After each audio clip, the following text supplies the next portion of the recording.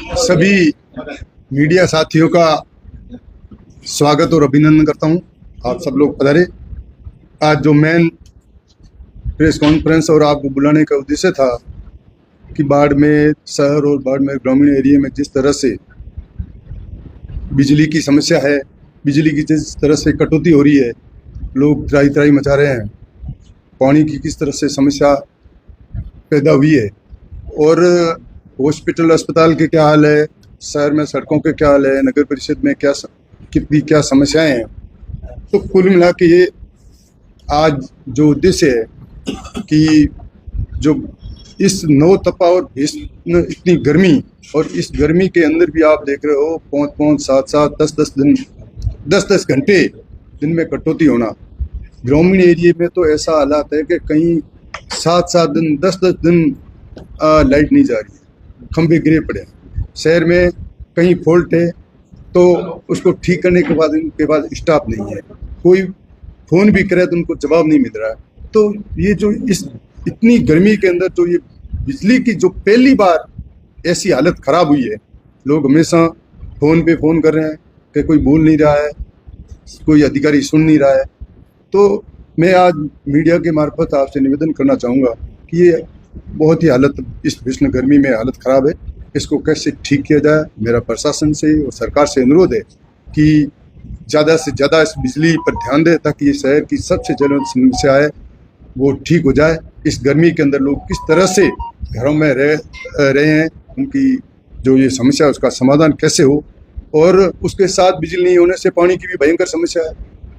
आप शहर की हालात देखो, प्रेशर है नहीं, लाइट जब आई 10 मिनट में वापस चली गई, तो वो इसके कारण पानी की भी भयंकर समस्या है। ग्रामीण एरिया में तो पानी की त्राही मची हुई है और जिस तरह से जो गाँव में पानी के हालात है और बिजली के हालात है बहुत ही ख़राब है, कोई सुनने वाला नहीं। एक डेढ़ महीने पानी नहीं जा रहा है, पानी की टंकियाँ शुरू करनी वो शुरू नहीं हो रही है।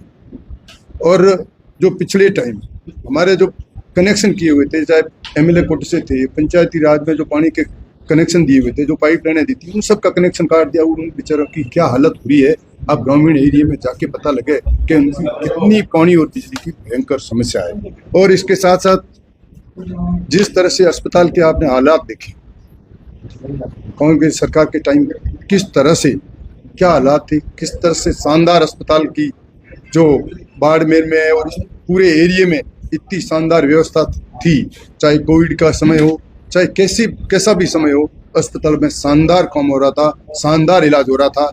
आज देख रहे हो 1 साल से सीटी स्कैन मशीन बंद पड़ी है, सोनोग्राफी मशीन 3 मशीन है, उसके बाद 20 दिन 25 दिन नंबर आना। कोई मरीज कोई 20 दिन इंतजार करेगा कि मैं बीमार हूँ और 20 दिन बाद आप आकर ये सोनोग्राफी कराएंगे। किस तरह से हालात है, किस तरह से अंदर की जो व्यवस्था है, इसको ठीक करना होगा। लोग परेशान है, अस्पताल को लेकर परेशान है, इसकी व्यवस्था को लेकर परेशान है।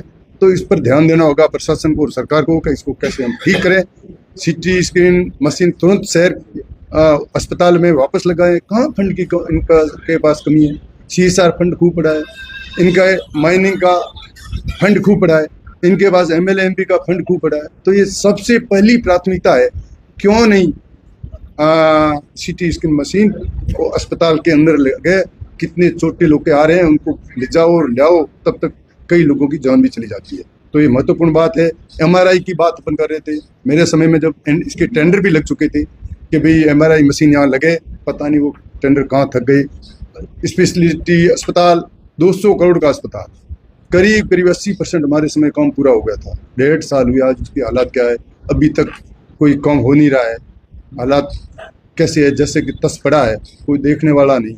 अस्पताल आज शुरू हो जाता वो तो लोगों को कितनी सुविधा होती। आज देख रहे हैं कितनी सड़कों का काम हमारी सरकार के समय है, वो भी आज तक अब पूरा नहीं हो रहा है। नई सड़कें तो क्या शुरू करेंगे।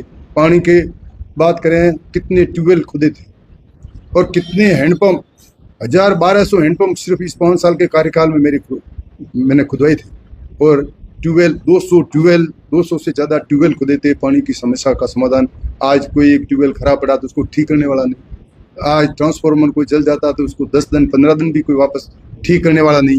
तो ये पानी की समस्या है, अस्पताल की समस्या है। आज किस तरह से हमने CSC, PSC, सब सेंटर, उप स्वास्थ्य केंद्र कितने स्वीकृत किए थे और उसमें सारा स्टाफ लगा था।